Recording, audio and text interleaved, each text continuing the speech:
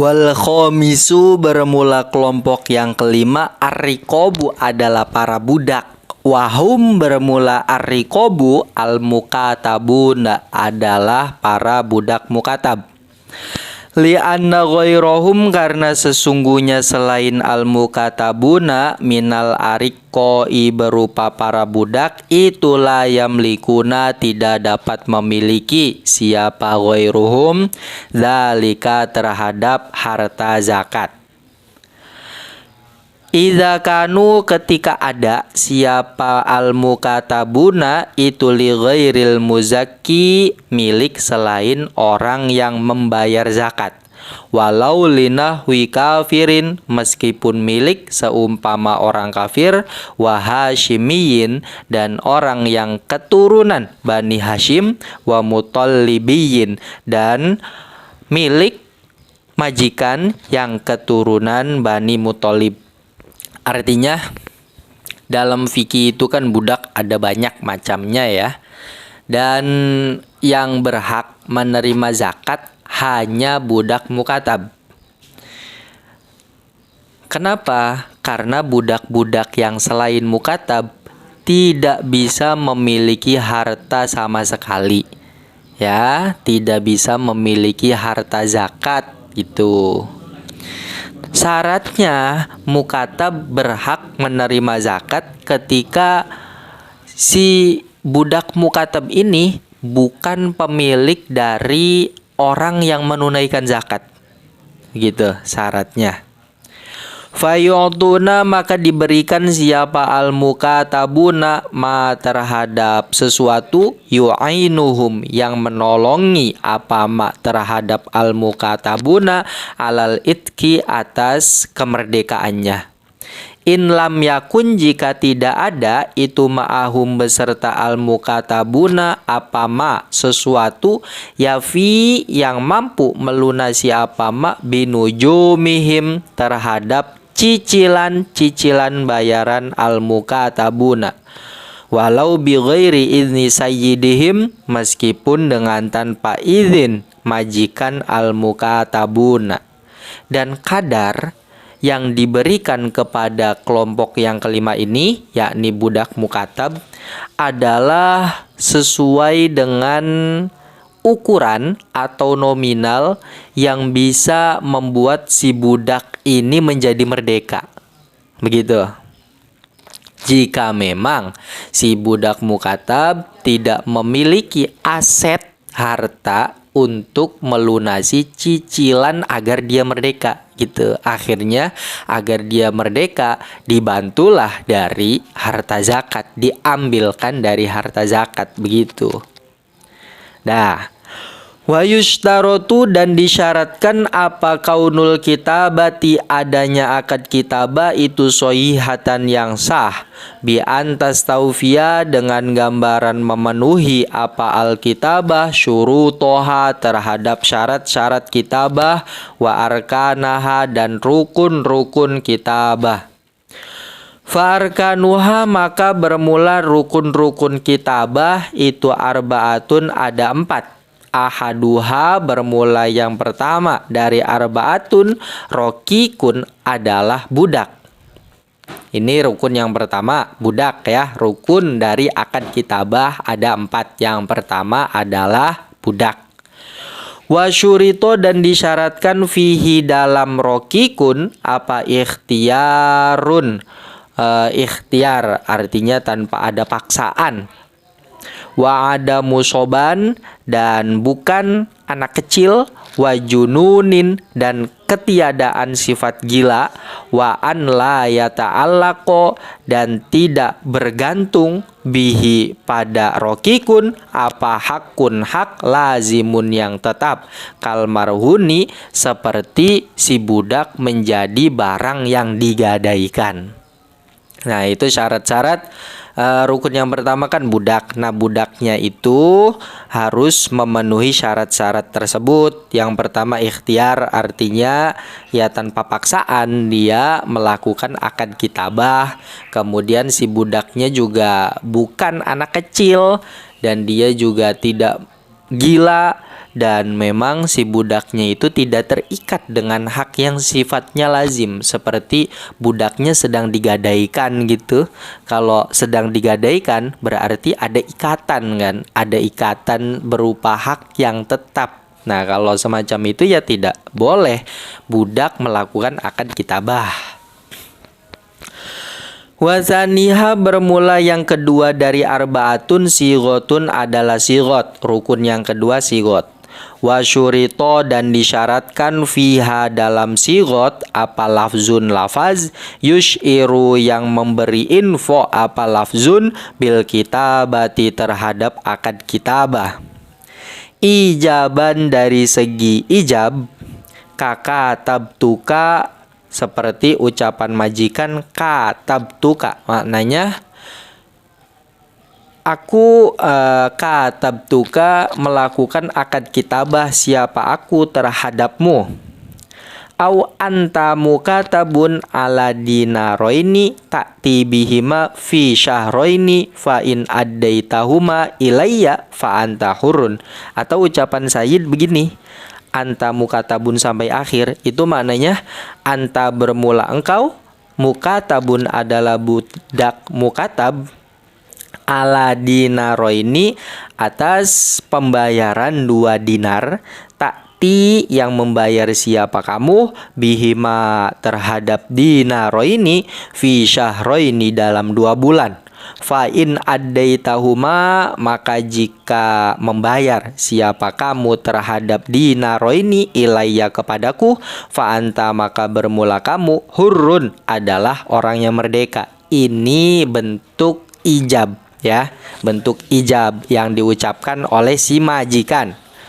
Wa qabulan dan dari segi qabul, kalau qabul itu berarti ucapan si budaknya itu.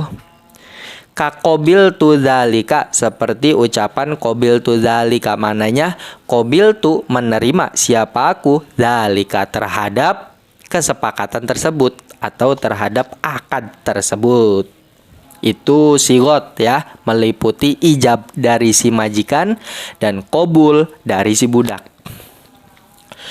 Wasalisuha bermula yang ketiga dari arbaatun iwadun adalah iwad atau ganti, kompensasi yang dibayarkan budak kepada majikan agar si budak itu merdeka. Wasyurito dan disyaratkan fihi dalam iwad apa kaunuhu adanya iwad itu dainan berupa hutang au manfaatan atau berupa manfaat muajjalan yang ditangguhkan binajmaini dengan 2 kali cicilan faaksaro atau lebih. Wala yajuzu dan tidak boleh apa aqallu lebih sedikit min najmaini dari 2 cicilan. Wala buddha dan harus min bayani qadril iwadi berupa menjelaskan ukuran iwad atau ukuran bayaran, wasifatihi bukan bayaran ya, iwad itu ya bentuk dari bayarannya itu apa ya, wasifatihi dan sifatnya iwad, wa adadin nujumi dan jumlah cicilan, wa kisti kullin najmin dan nominal tiap-tiap cicilan. Itu beberapa syarat dari iwad. Yang pertama, iwad itu harus berupa dain atau manfaat. Dain itu merupakan antonim atau lawan kata dari ain. Ya. Kalau ain itu ibarat sesuatu yang konkret, itu namanya ain. Tapi kalau dain itu sesuatu yang sifatnya ya hutang, tanggungan gitu. Nah, kalau manfaat itu ya lawan kata dari yang konkret tadi. Ya. Jadi disyaratkan bahwa iwad itu bukan berupa ain, bukan sesuatu yang konkret itu, yang halan yang ada di situ. Karena memang yang namanya akad kitabah itu minimal dilakukan dalam 2 tahap cicilan. Sehingga ya disyaratkan iwadnya atau kompensasi berupa bayaran dari budak kepada majikan, jangan berupa ain, gitu.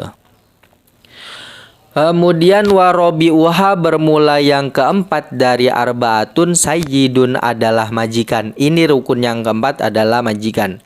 Wa syurito dan disyaratkan fihi dalam sayyid apa kaunuhu adanya sayyid itu mukhtaron orang yang ikhtiar, artinya tanpa ada paksaan, ahla tabarruin yang ahli tabarru. Tabarru itu melakukan hal-hal yang sifatnya sunnah gitu.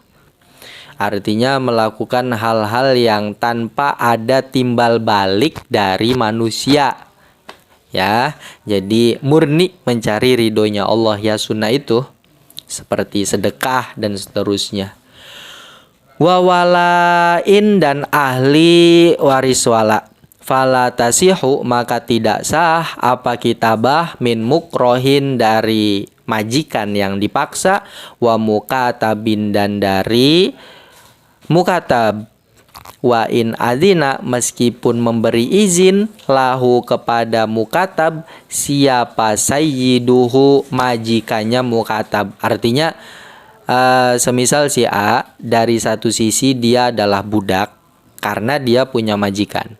Tapi dari satu sisi dia punya budak lain gitu. Dia punya budak juga. Nah, nanti si A ini tidak boleh melakukan akad kitabah dengan budaknya. Karena status dia itu adalah seorang budak mukatab. Wala min sobiyin dan tidak sah dari majikan kecil, wa majnunin dan majikan gila, wa mahjuri safhin dan majikan yang dikekang tasarufnya sebab safi. Safi itu mubadzir ya, menyia-nyiakan harta.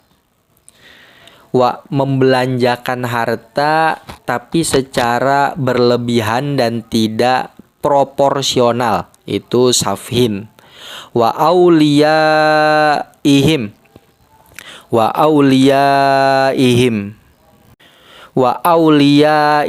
dan para wali dari mereka semua, artinya walinya sobi, walinya orang gila, walinya orang yang dikekang tasarufnya sebab safi, itu nanti tidak boleh melakukan akad kitabah ya. Melakukan akad kitabah dengan budak dari sobi, majnun dan seterusnya, karena orang-orang ini kan pasti punya wali gitu maksudnya. Untuk masalah pengelolaan hartanya, untuk anak kecil, kemudian orang gila, kemudian orang yang dikekang tasarufnya, ini kan punya wali. Nah, wali yang punya otoritas untuk mentasarufkan harta arahnya kemana, mengelola harta kemana. Nah, ini si wali tidak boleh melakukan akad kitabah gitu. Meskipun dia punya wewenang, tapi untuk masalah akad kitabah dia tidak diperbolehkan. La min mahjuri falsin, bukan dari orang yang dikekang tasarufnya sebab bangkrut, wala min murtadin dan tidak sah dari majikan murtad. Li'anna milkahu, karena sesungguhnya kepemilikan murtad itu mauqufun, dihentikan. Mauquf itu maksudnya, mauquf itu si A semisal murtad ya, maka semasa dia hidup maka hartanya ini belum bisa dihukumi apakah punya si A atau bukan. Nanti ditunggu sampai mati. Kalau seandainya si A mati dalam kondisi murtad, maka jelas hartanya adalah harta fai'un. Apabila si A mati dalam kondisi Islam, berarti dia kembali memeluk Islam, maka hartanya ya punya si murtad. Punya si A itu. Wa yajuzu dan boleh apa sorofuz zakati, menyerahkan zakat ilaihim kepada al-mukatabuna qabla hululin nujumi, sebelum datangnya tempo masa pembayaran cicilan, alal asohi menurut pendapat asoh. Wala yajuzu dan tidak boleh apa sorofu dzalika menyerahkan zakat ila sayyidihim kepada majikan al-mukatabuna illa biiznil mukatabina kecuali dengan seizin al-mukatabin. Alakin indufi'a tetapi jika diserahkan apa harta zakat ila sayyidi kepada majikannya sakoto maka gugur anil mukatabi dari tanggungan budak mukatab apa biqadaril masrufi sesuai nominal harta zakat yang diserahkan ila sayyidi kepada majikannya.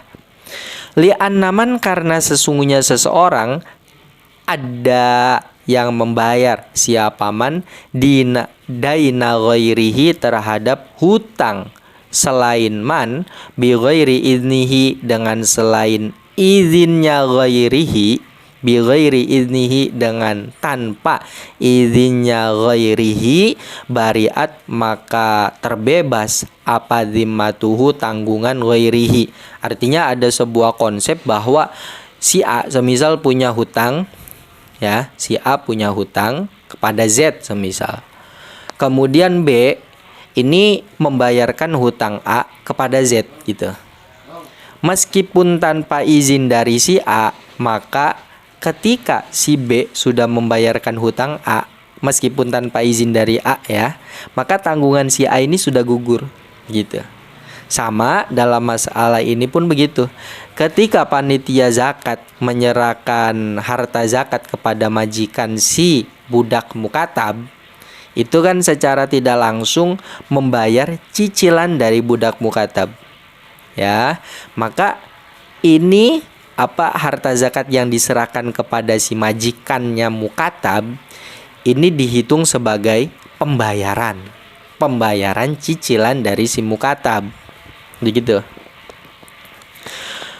Amal mukatabu adapun bermula budak mukatab kitabatan dengan akad kitabah fasidatan yang rusak wa huwa bermula al mukatabu kitabatan fasidatan man adalah seseorang lam yastaufi yang tidak memenuhi siapa man tilkal arkana terhadap rukun-rukun tersebut wasyuruto dan syarat-syarat tersebut fala yu'to maka tidak diberikan siapa al mukatabu kitabatan fasidatan syai'an terhadap sesuatu minaz zakati dari harta zakat.